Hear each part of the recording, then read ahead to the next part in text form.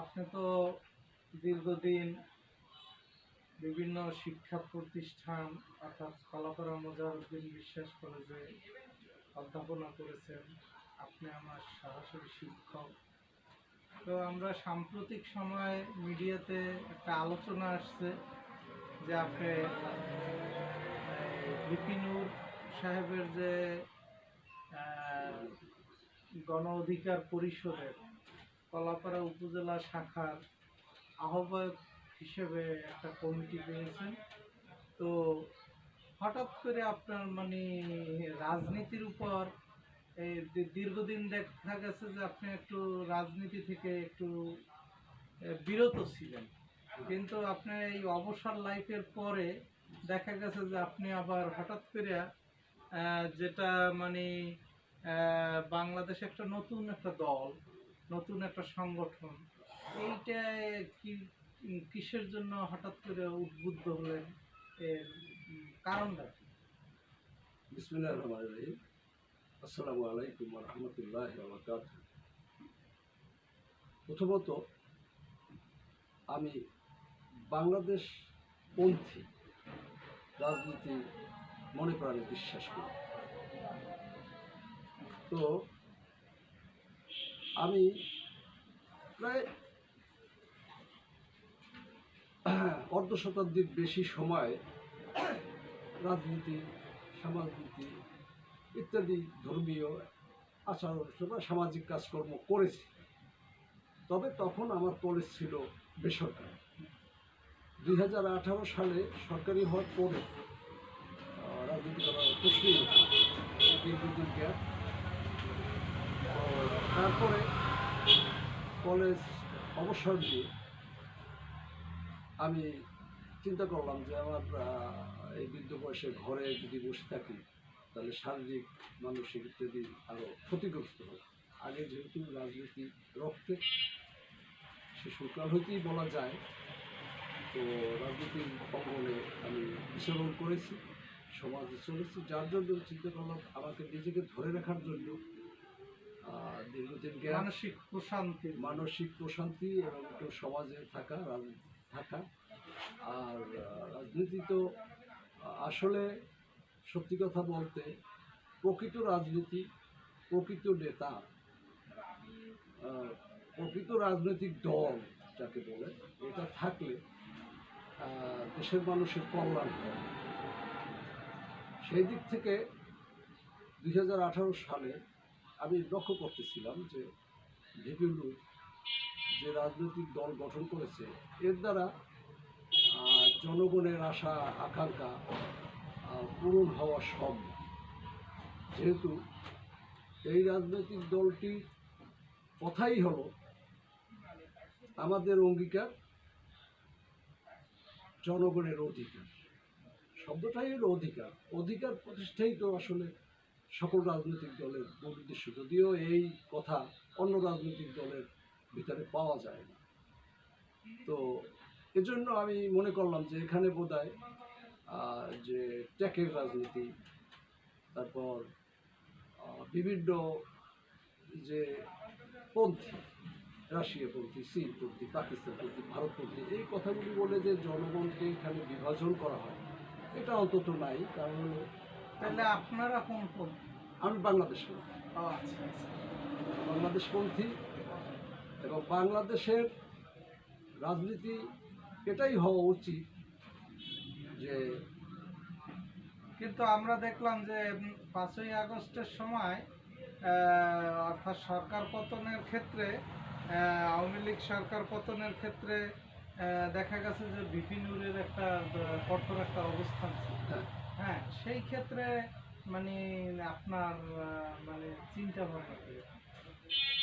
VP নূর যখন আমরা দেখলাম বিভিন্ন রাজনৈতিক দল কেউ 16 বছর মানে এই হাসিনা সরকারকে পতন করানোর চেষ্টা করছে, পারে নাই এবং অনেকেই পারেনি। তো সেখানে ভিপি নূর যখন বিএনপির অফিসে তালা দিয়া ওখানের দলের নেতার সব কিছু বন্দি করিয়া একরকম আন্দোলন থামাই দিচ্ছে, সেই অবস্থায় দেখলাম একজন লোক ভিপি নূর এবং 20, 25, 30 এরকম লোক দিয়ে ওখানে সেই তালাবদ্ধ অবস্থা সেই অফিসের সামনে আন্দোলন করাটা খুবই আসলে জীবনের হুমকি ছিল। এবং সেখানে সে বলছে যে এই সরকারের পতন অনিবার্য এবং এই সরকার টেকবে না, এই সরকার পালিয়ে যেতে বাধ্য হবে। এবং এই দূরদৃষ্টি সম্পন্ন এবং সাহসের এখানে ব্যাপার আছে। তো দেখলাম যে ঘটনা সেটাই হয়েছে।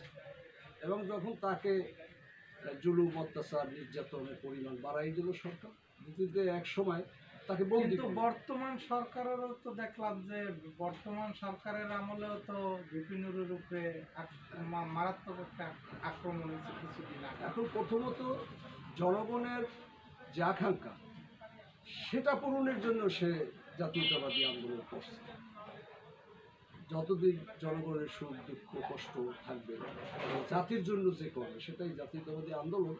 তবে এরপরে যেটা হয়েছে এটা সম্পূর্ণ একটা ষড়যন্ত্র। এই ষড়যন্ত্রের পিছনে ছিল তারা। এই ষড়যন্ত্র এখনো তো আইনগত প্রমাণ হয় নাই, তবে ধরে নেওয়া হয় যে শেখ হাসিনার যাদের সহযোগী আছে জাতীয় পার্টি, এরা ছিল পিছনে, এবং উপদেষ্টাদের মধ্যে কেউ কেউ এর সাথে জড়িয়ে পড়ে এই ঘটনাটা ঘটাইছে।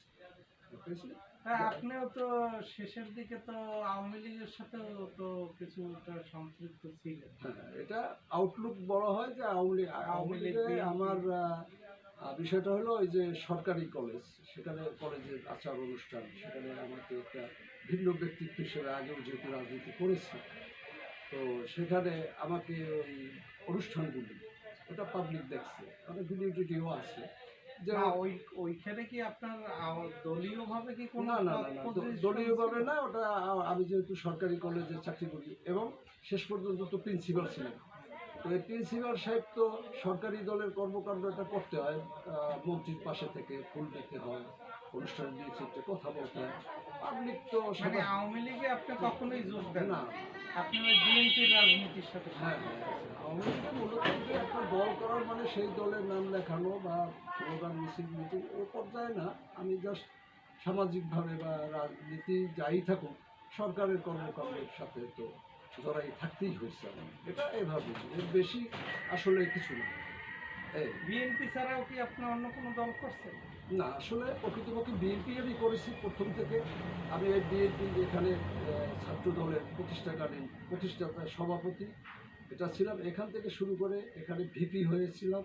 এই হ্যাঁ, মজারুদ্দিন হ্যাঁ, বিশ্বাস? মোজাহিদুদ্দিন বিশ্বাস হয়েছিল আমার সাথে। এটা কত সালে? জিএস ছিল খালেক খান 79 সালের দিকে, 79 শেষে আর কি। যাও, তারপরে আমি কেন্দ্রীয় রাজনীতি করেছি, সেখানেও কেন্দ্রে আমার নাম ছিল। আপনি তো ক্যাডেটেরও ছাত্র ছিলেন। হ্যাঁ, আমি বরিশাল ক্যাডেট থেকে 77 সালে পাশ করছি। তো 83 সালে অনার্স সহ মাস্টার্স করছি ঢাকা বিশ্ববিদ্যালয় থেকে।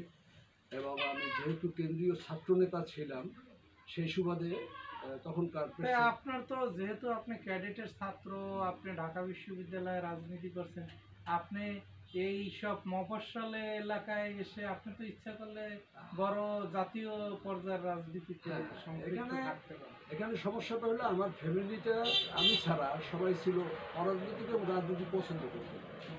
যার জন্য আমার একটু সমস্যা হয়েছে এক। আর দ্বিতীয় কথা হলো রাজনীতির প্রতি আমার সেই ক্যাডেটও আমি জেনারেল ক্যাপ্টেন ছিলাম ওখানে নিয়ম অনুযায়ী, এবং হাউস লিডার ছিলাম।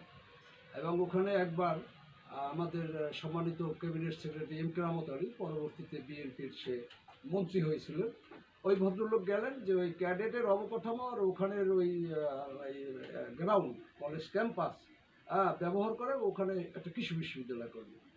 সরকারের পরিকল্পনা কীভাবে ছিল আমি ঠিক জানি না, তবে কেরামত আলী সাহেব এই প্রস্তাব দিয়েছিলেন এবং সেখানে আমি তুমুল বিরোধিতা করছি, এবং কলেজ এবং এলাকারও কিছু লোকজন ছিল বরিশালে, তারা এটা মানে নাই, এবং কেরামত আলী সাহেব পরে বাধ্য হইয়া তার প্রস্তাব বাদ দিয়া আমাকে প্রশংসা করে, আমার বক্তব্যের প্রশংসা করে তারপর দেখলাম যে ওই সরকারের পরিকল্পনা অনুযায়ী এই বিভাগেরই পটুয়াখালীর দুমকিতে সে সেই কৃষি বিশ্ববিদ্যালয়টি স্থাপন করেছিল।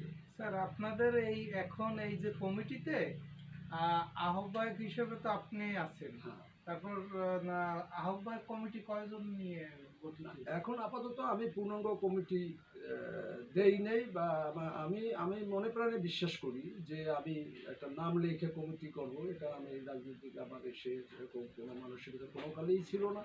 এই জন্য আমি বলছি যে বাংলাদেশের যে ভাষায় যে গোমা গাছ, কাপলা গাছ বা ভেরন গাছ, এই যে একটা ঘর তুলে দেওয়া যায়, সেটা সেই দল ঘর, মানে আমাদের বরিশালের হ্যাঁ, ভাষা। বরিশালের ভাষা, হ্যাঁ। সেই ঘর টেকে না। হ্যাঁ। তো সুতরাং আমি মোটামুটি লোক চয়েসের ব্যাপার আছে, ভালো লোকজন দিয়া হ্যাঁ যে সংগঠনটা করব, এই জন্য আমার একটু দেরি হচ্ছে এখন। আর আমি চাচ্ছি যে দল যেহেতু এটা জাতীয় ঐক্যের একটা প্রতীক, যে কোনো দল হওয়া উচিত এরকম, সেখানে আমি হিন্দু কমিউনিটি থেকে, তারপর বৌদ্ধ কমিউনিটি, খ্রিস্টান কমিউনিটি এবং সমাজের সকল শ্রেণী পেশার লোকজন আপনাদের কি অন্তর্ভুক্ত হইতে পারে, সেই জন্য এই চিন্তা ভাবনা করে আমি সেইভাবেই দল গোছাইতেছি। আপনাদের কি এই সংগঠনের কি গঠনতন্ত্র আছে? গণতন্ত্র আছে। আছে না? হ্যাঁ, জাতীয় সম্মেলন এগুলো তো জাতীয় হয় না। সম্মেলন এখনো পর্যন্ত হয়নি, এটা হবে। এটা তো বাংলাদেশের মনে হয় সব জেলায় তো মনে হয় সংগঠন করতেও পারে না। সব জায়গায় হয়েছে সংগঠন, কিন্তু ওই যে শাখা, তারপরে প্রত্যন্ত অঞ্চল পর্যন্ত হয়নি অনেক তবে জায়গায়। স্যার আমরা যে এই যে মানে ত্রয়োদশ সংসদ জাতীয় সংসদ নির্বাচন যে আসন্ন, যে আমরা শুনছি যে ফেব্রুয়ারিতে নির্বাচন এবং এই ডিসেম্বরই তফসিল ঘোষণার হওয়ার সুযোগ আছে। আমি তো সেইখানে আপনার কি কোনো প্রার্থী হওয়ার কোনো সম্ভাবনা আছে কি? এই মুহূর্তে নাই, যেহেতু অন্যান্য যারা প্রার্থী আমাদের এই পটুয়াখালী 4 আসনে, এরা নির্বাচন শুরু করছে প্রায় 2 বছর, এবং সেখানে পাবলিকও তো ভাগ হইয়া মানে চয়েস করে বসে আছে। এখন এই মুহূর্তে নির্বাচন করে আমার ব্যক্তি মর্যাদা, আমি নির্বাচন করলে ইনশাল্লাহ হওয়ার জন্যই করব। তারপরও না হইলে আমি নিশ্চিত বলতে পারি না, তারপর অল্প ভোটে ডিফিট খাইলাম, সেটা সম্মানজনক। কিন্তু এই মুহূর্তে দাঁড়াইলে একেবারে ড্যাম ডিফেক্ট, যে ভোট পাবো এটা যেহেতু রাজনৈতিক ব্যাপার, এটা রেকর্ড থেকে যাবে এইটা, আর দলটাও পিছিয়ে যাবে, সেই সেই কলঙ্ক আমি নিতে চাইনি মূলত, এবং এই জন্য আমি এতে রাজি হইনি। তো এখানে আমাদের একজন ক্যান্ডিডেট দিছে, তারপরে তো আমি যদি, ওনার নাম রবিউল ইসলাম, এইটাই না, এটা কোথায় বাড়ি? রবিউল হাসান। কোথায়? ওনার বাড়ি হলো আমাদের এই টাইডেরই রাঙ্গাবালি উপজেলায় ওই বাড়ি। এলাকায়। হ্যাঁ, আমার সাথে একদিন কথা হয়েছে, যাই হোক। তো এখন আমি যে কথা বলছিলাম যে এর পরের যে ব্যাপারটা, যদি আল্লাহ সুস্থ রাখে সব দিক দিয়ে, হয়তো সেটা আমি করার জন্য প্রাণপণে চেষ্টা করব, যেহেতু সারা জীবন এই সমাজ জীবনে রয়েছি, কাজকর্ম করছি, অনেক করছি। তাই আপনি এই সংগঠন কিভাবে মানে, যেমন আপনি আহ্বায়ক, তারপর সদস্য সচিব হিসেবে? উনি হলো আমার ছোট ভাই, ভালো একজন রাজনৈতিক বিশ্লেষক এবং ভালো একজন কলামিস্ট। উনি লেখে, একটু করে। সে হলো গাজী আব্বাসুদ্দিন বাচ্চু। এক সময় আমি তাকে রাজনীতির হাতে করে দিছি, বিএনপির রাজনীতি হ্যাঁ। তাকে আমি হাতে করে সে দিছি। ছাত্র নেতা আছে। হ্যাঁ, সে ছাত্রনেতা ছিল, আর বিএনপির জয়েন্ট সেক্রেটারি ছিল। সে হইলো আমার সদস্য, আমার না, সংগঠনের সদস্য সচিব। মানে ওইটা কয়েকজন ভাইস প্রেসিডেন্টের নাম আছে। মানে আপনারা জাস্ট এখন চাচ্ছেন যে উপজেলা ব্যাপী প্রত্যেকটা ওয়ার্ডে বা পৌরসভা, তারপর উপজেলা ব্যাপী আপনারা সংগঠনের মানে সাংগঠনিক যে মানে কমিটিগুলো, এগুলার এর মধ্যে এখন আপনি মানে করতে চাচ্ছেন না, নির্বাচন করতে চাচ্ছেন না, জাস্ট আপনি এটা বসাই এটারে গুছাইয়ে তার পরবর্তী চতুর্দশ সংসদ মানে জাতীয় সংসদ নির্বাচন আশা পোষণ আমিও করি। আমার এলাকার অনেক গণ্যমান্য ব্যক্তি বা বিভিন্ন শ্রেণী পেশার মানুষ বলছে, স্যার আপনি সারা জীবন রাজনীতি করলেন, বড় বড় পোস্টে থেকেই, প্রধান পোস্ট, কলাপাড়া বিএনপির সভাপতি আমি ছিলাম, সেক্রেটারি ছিলাম।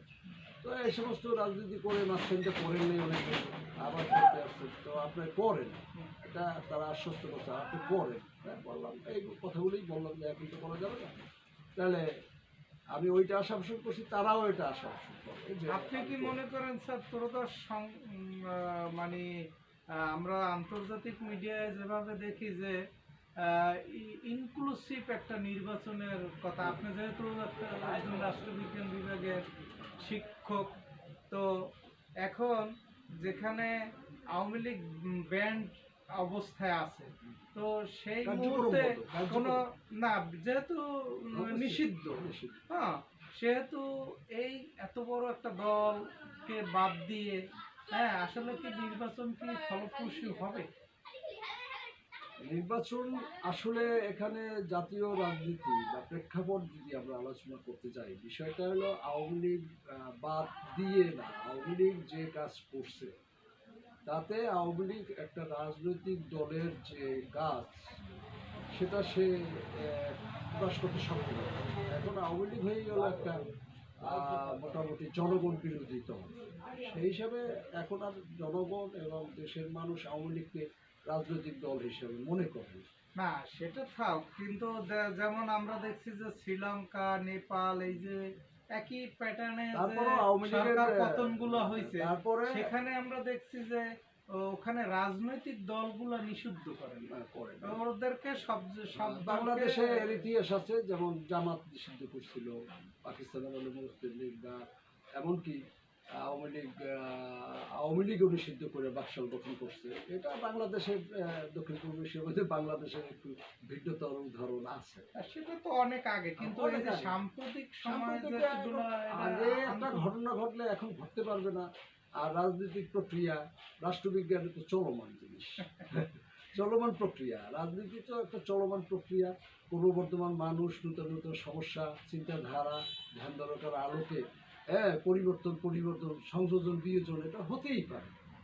সেই দৃষ্টিতে আমি মনে করি। স্যার, আপনার আমরা কলাপাড়া সম্মিলিত নাগরিক অধিকার জোটের পক্ষ থেকে আপনার মূল্যবান সময় ব্যয় করলেন, তো আপনার শুভ কামনা করছি।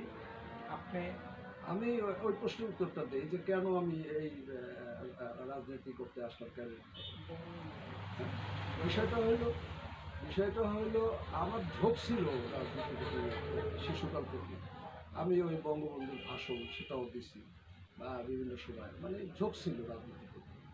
তো এখন আমি এই জন্য পিওর সায়েন্সের ছাত্র হইয়া এইচএসসি পাস করছি। হওয়ার পরে রাজনীতির ঝোঁকের কারণেই অনার্স মাস্টার নিয়ে রাষ্ট্রবিজ্ঞান করছি, যে রাজনীতি করি এইটার উপরে আমি লেখাপড়া করি। আর প্র্যাকটিক্যাল তো মাঠে ঘাটে সেই শিশুকাল থেকেই প্রত্যক্ষ রাজনীতি কোর্স। এই কারণে আমি এটা চেঞ্জ করে এই রাজনীতির দিকে আসছি। কারণ আমাদের দেশের বাবা মা থেকে শুরু করে গুরুজন যে যখন ধরুন একটা জিনিস নিষেধ করে, কি হবা তুমি, ডাক্তার হও, ইঞ্জিনিয়ার হও, ক্যাডার হও, সচিব হও, এই হও, পুলিশ বাহিনীর প্রধান হও, কিন্তু রাজনীতিকবিদ হও, এটা কিন্তু নাই। আর এইটার মানসিকতার বিরোধিতা আমার ছোটবেলায় থেকে, যেহেতু পৃথিবীর এমন কোনো ঘটনা নাই যা প্রত্যক্ষ পরোক্ষভাবে রাজনীতির সাথে জড়িত না। আমরা রাজনীতির যত দোষী দেই না কেন, এই রাজনীতির জন্যই রাস্তাঘাট উন্নয়ন সব রাজনীতির জন্যই হয়। আর রাজনীতির এই দুর্নীতিবাজ বা দুর্নীতি করে, এটা ঠিক আছে। তারপরও সর্বসাধারণ কথা হইল যে জনগণের জন্য রাজনৈতিক ব্যবস্থা ছাড়া তার কোনো ব্যবস্থা নেই। কিন্তু স্যার, আপনি একজন শিক্ষক হিসাবে আমরা যেটা দেখতে পাচ্ছি যে এই যে 5ই আগস্ট একজন ব্যক্তি দুর্নীতি করছে, হ্যাঁ, এর জন্য একটা দল তো পুরানো দল, সে তো সবাই তো আর দুর্নীতি বা এই ফ্যাসিস্টের মানে যে জড়িত না। তকমা এটার সাথে জড়িত জড়িত না। না, হ্যাঁ। হ্যাঁ, আমিও একজন আওয়ামী তবে লীগের সমর্থক। পৃথিবীতে কিন্তু- অনেক সরকার পরিবর্তন ঘটছে, হুম, এবং সেটাকে সরকার পরিবর্তনের জন্যই কিন্তু এইবার বিপ্লবটা হয়নি। হুম। আসলে বিপ্লব শত বছরে বা আরো পরে এরকম একটা ঘটে। এখানে যে ঘটনাটা ঘটছে, না, সেখানে তো দেখা গেছে যে বিপ্লবের আর একটা, যেমন ওই সিএনএন এ বা আন্তর্জাতিক মিডিয়াতে যে আমাদের যে বর্তমান প্রধান উপদেষ্টা উনি জনগণের উনি আকাঙ্ক্ষা বলছে কিন্তু যে সরকার পরিবর্তনই না। meticulous একটা না ডিজাইন, না না, সেটা আছে। সে নিজেই স্বীকার হ্যাঁ, না, এটা আছে এইভাবে যে সরকার পতনের যে আকাঙ্ক্ষাটা শুধু এখানে ছিল না। জনগণের প্রত্যাশা ছিল যে দেশের মৌলিক পরিবর্তন হবে, এবং সেখানে আওয়ামী লীগের যে ঘটনাটা ঘটছে বিশ্বে এটা বিরল যে তারা যারা এর সাথে জড়িত তারা কিন্তু মসজিদের ইমাম বাইতুল মোকাররমের ইমাম থেকে শুরু করে পুলিশের সাধারণ মানে যারা যারা অন্যের সাথে জড়িত আছে তারা কিন্তু সকলেই দেশ ছাড়ছে 300 এমপি মন্ত্রী। এই ঘটনাটা পৃথিবীতে আর ঘটে নাই, কিন্তু সুতরাং এর বাহিরে যারা আছে তারা এখন জনগণ এবং তারা ক্ষমতাপ্রাপ্ত জনগণ, তারা তো এদেশের নাগরিক। হ্যাঁ, এবং সেখানে কোনো সমস্যা আছে বলে আমি কিন্তু মনে স্যার করি না। আমরা তো তারা আরেকটা- ভোটারও আছে, তারা ভোটও দেবে, তারা স্বচ্ছভাবে যাকে ভালো মনে করবে করবে। কিন্তু আওয়ামী লীগ বলতে আওয়ামী লীগ শেষ হয় নাই, হ্যাঁ, ওই যে ভোটাররা রয়ে গেছে, এরাই হইলো প্রকৃত আওয়ামী লীগ। না স্যার, আমরা যারা যে এখন আরো একটা জিনিস দেখলাম যে এই যে এই 5ই আগস্টের পর শিক্ষকদের উপরে যেভাবে জুতোর মালা, শিক্ষকদের গায়ে হাত তুলছে ছাত্ররা, এটা তারপর এটা- মানে এটা শিক্ষা ব্যবস্থা আমাদের যে আগের যে ধারাবাহিকতা এবং এই- এটা এই সরকারের জিনিসটা স্যার ব্যর্থতা, আমরা তো সরকার এটা দেখি না। কন্ট্রোল করতে এটা সরকারের ব্যর্থতা, হুম। বর্তমান সরকার এটা ব্যর্থতা। আর আমরা এটা একটা আরেকটা উদাহরণ দেবো না এই জন্য যে যা ঘটছে আগে ঘটছে, এখন ঘটতে হবে, এটাই আমি একমত। হ্যাঁ সেটাই যে তো মানুষ তো একসঙ্গে পারে না। শিক্ষকদের যে উপরে যে এবছর যে আমরা যে অর্থাৎ আমরা দেখলাম যে ছাত্ররা পরীক্ষা দেবে, এই যে এটা ছাত্রদের কোনোরকমই ঠিক হয়নি। নৈতিক যে অবক্ষয় বা এই যে শিক্ষা ব্যবস্থাটার যে প্রতি যে মানুষের যে শ্রদ্ধাবোধ বা শিক্ষকদের প্রতি যে একটা শ্রদ্ধাবোধ, যেমন আজকে আপনি আমার শিক্ষক হিসাবে আজকে দীর্ঘ প্রায় 25 বছর পর আপনি আমার কাছে আসছেন, হ্যাঁ, আমি আসছেন পর আমি কিন্তু আপনাকে সেইভাবেই আমি সম্মানিত করছি। কিন্তু আজকালকার যে নতুন প্রজন্ম তো আরো আপডেট হওয়ার কথা, কিন্তু আজকে সেই শিক্ষকদের যেভাবে লাঞ্ছিত করছে, যেভাবে মুক্তিযোদ্ধাদের মানে লাঞ্ছিত হওয়ার ঘটনা দেখছি মিডিয়াতে, এগুলো স্যার আপনি কিভাবে মূল্যায়ন করেন? আমাদের একটু পিছনে যেতে হবে। আসলে বিষয়টা হলো এরকম যে একটা দেশ ধ্বংস তখনই হয় সেটা যেই দেশের শিক্ষা ব্যবস্থা এবং বিচার ব্যবস্থা থাকে না, সেটা ধরে নিতে হবে যে এই দেশে কিছু না। Number one. নাম্বার টু হইল মুক্তিযোদ্ধাদের যে বিষয়টা, মুক্তিযুদ্ধ ও পিছনে গেলে কিন্তু কথাটা হবে মুক্তিযুদ্ধ ফ্রিডম ফাইটার, স্বাধীনতা যোদ্ধা। এটা বাংলা করলে আসলে হয় স্বাধীনতা। আমরা স্বাধীনতা পেয়েছি, ভূখণ্ড পেয়েছি, পতাকা পেয়েছি, কিন্তু আমাদের যে আকাঙ্ক্ষা সেটা কিন্তু পূরণ আসলে হয়নি। ওইটাই হইল প্রকৃত স্বাধীনতা, জনগণের যানবাহনের নিরাপত্তা, কথা বলার অধিকার, মানে সাধারণ মানুষের যেটা দরকার এবং যে যার কাজকর্ম করবে, রাজনৈতিক দল রাজনীতি, কিন্তু সেখানে আমরা থাকিনি। যেমন কিছুদিন আগে কিন্তু এখন তো না, সংবিধানই তো মুক্তিযোদ্ধাটা বলি, মুক্তিযোদ্ধার কিছুদিন আগে দেখা গেল জিয়র রহমান বীর প্রতীক এবং সে একটা সেক্টরে ছিল না, মুক্তিযুদ্ধের সক্রিয় নেতা, তাকে বলে উনি মুক্তিযুদ্ধ করেনি, আবার বলে তার এই পদক কাটিয়ে নেবে। তখন কিন্তু বাংলাদেশ মুক্তিযুদ্ধটা ছিলেন, ওটা তখনই ওনাদের কিন্তু প্রতিরোধ করা উচিত ছিল। এখন আমাদের সমস্যাটা হলো কি, একজনের সত্য কথা বললো, আমি উঠে বললাম যে এ আওয়ামী লীগ করে, আরেকজন উঠে বললে জামাত করে, আরেকজন উঠে বললে ভারতপন্থী, আরেকজন উঠে বললে পাকিস্তানপন্থী।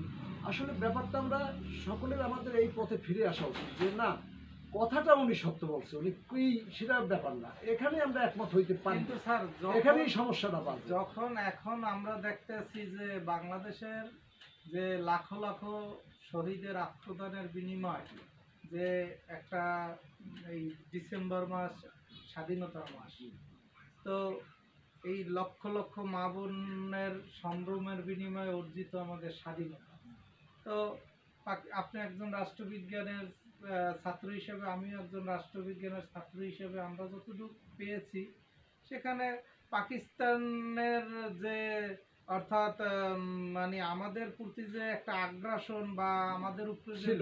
বৈষম্য, এটা চরম এটা বৈষম্যের স্পষ্ট। কারণেই কিন্তু এই দেশটা মানে এক সময় স্বাধীনতার দিকেই ধাবিত হয়েছে।